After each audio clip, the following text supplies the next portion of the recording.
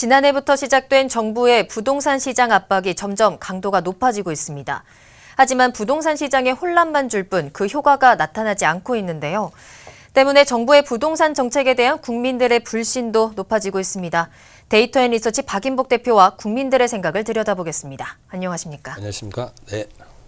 자, 계속해서 정부 부동산 정책 나오고 있습니다. 네네. 얼마 전에도 뭐 재건축에 대한 얘기도 네. 나왔었는데 네. 이에 대한 국민 여론조사가 있었습니다. 결과가 어떻게 나왔나요? 예, 한마디로 뭐 현 정부 8.4 부동산 대책 이후 네. 꾸준하게 규제책을 내놓을 것이나 오히려 시장은 뭐 비웃기 나듯이 강남 집값은 치솟기만 하고 있습니다. 네. 그래서 최근에는 이제 정부가 재건축 초과이익 환수제를 들고 나왔는데요. 이도 불명확한 수치다 해서 지금 재건축 조합 쪽에서 유언론 제기하는 등 지금 시장과 정부가 마치 막 부딪히는 그 모양새를 보이고 있습니다. 네. 그로 인해 가지고 국민들은 정책의 실효성에 대해서 불신만 높아지는 거 아니냐는 우려가 많습니다. 네. 여론조사에서 이제 어떻게 나왔나요? 현 정부가 부동산 정책을 잘하고 있는지에 대해서 물어봤더니 네. 잘하고 있다는 응답은 24%에 그쳤고 반면에 34%는 잘못하고 있다라고 답했습니다. 이 42%는 의견을 유보한 상태입니다. 네.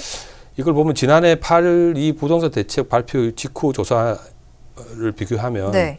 긍정평가는 당시에 44%, 그다음에 그는 다시 24% 20%포인트나 감소했고요. 네. 부정평가는 23%에서 33%로 11%나 증가한 수치입니다. 그렇군요. 네. 지난 8.2 대책 때 잠깐 효과를 보는 듯 했었기 때문에 좀 긍정평가가 높았던 것 같은데 계속해서 뭐 집값이 잡히지 않으니까 국민들의 평가가 점점 안 좋은 쪽으로 가고 있는 그렇죠. 거라고. 8.2 부동산 네. 대책만 내놓을 때도 국민들이 기대치가 반영된 전망치였는데요. 네.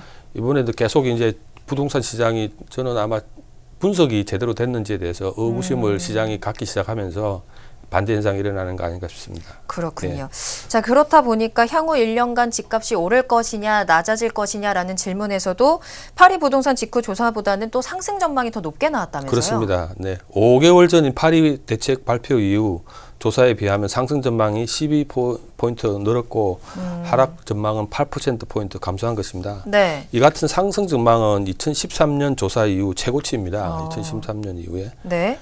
하락 전망 역시 19%로 역시 최저치로 이는 1년 전과 반전된 결과입니다. 지난해 1월 조사에서는 상승 전망이 20%로 2013년 이후 최저치 하락 전망은 43%로 최고치를 기록한 것 비교되는 결과입니다. 자, 앞으로 어쨌든 뭐 계속해서 부동산 정책이 나옴에도 불구하고 향후 집값이 계속 오를 것이다라고 생각하는 국민들이 더 네, 많은데 그래서일까요? 향후의 국민들 재테크 수단에 대해서 여전히 부동산이 가장 좋은 재테크 수단이다 이렇게 생각한다는 결과가 나왔다면서요? 네, 같은 여론조사 기관인데요. 네. 가장 유리한 재테크 방법을 물은 결과 땅 또는 토지의 27%, 아파트, 주택 등의 23% 등 응답자의 50%가 부동산을 골랐고요. 네. 은행 적금이 23%, 그다음에 주식과 비트코인 요즘에 그 뜨고 있는 비트코인의 각각 5%, 채권, 펀드 등은 3% 이런 순이었습니다. 네. 과거의 조사와 한번 비교해 볼 필요가 있는데요. 부동산은 2000년도에는 14%에서 2006년에 54%까지 증가한 뒤에 2014년 38% 하락했으나 네. 2018년 현재 시점에 다시 50%로 늘었습니다. 여전히 부동산이 강세네요. 네네. 네. 그 당시 반면에 은행 적금은 2000년 IMF 직후에는 네. 74%의 은행에 투자하겠다 했던 네. 사람들이 지속하게 이제 금융이 안정되면서 23%였고요. 이번 조사에는 처음 포함된 암호화폐는 주식 투자와 같은 5%를 기록했습니다. 네, 이 암호화폐 얘기가 나와서 말씀을 드리는 건데 네네. 아무래도 지금 암호화폐가 정말 가장 뜨거운 관심사 중에 하나거든요. 뭐 지난주에도 이와 관련된 뭐 여론조사들을 많이 설명을 해주셨는데 네. 뭐 세대별이라든지 뭐 향후 거래 동향 이런 조사에 대해서 좀 변화가 생겼습니까? 아닙니다. 저번에 뭐 한번 다뤘는데요. 암호화폐는 역시 거래 희망을 물은 결과 전체 응답자 10%가 거래 의향이 있다고 답했습니다. 네. 거래 의향제 비율도 30대가 20%, 60대 이상이 7%, 연령대가 높아질수록 암호화폐 거래 의향은 낮아졌습니다. 네. 암호화폐 거래 경험자 중에는 64%가 앞으로도 거래 의향이 있다라고 답했는 거 보면 네. 현재 정부의 규제 강화에도 여전히 그 가치를 긍정적으로 평가하고 있다는 점을 짐작하게 하겠습니다. 예. 좀 이번 여론조사를 보니까 부동산 정책을 계속해서 세게 내고 있지만 국민들은 여전히 부동산이 가장 좋은 재테크 수단이다라고 네네. 생각을 하고 있고 암호화폐에 대해서도 계속해서 규제를 내놓고 있지만 여전히 국민들은 암호화폐에 대한 긍정적인 의견을 내놓고 있는 거거든요.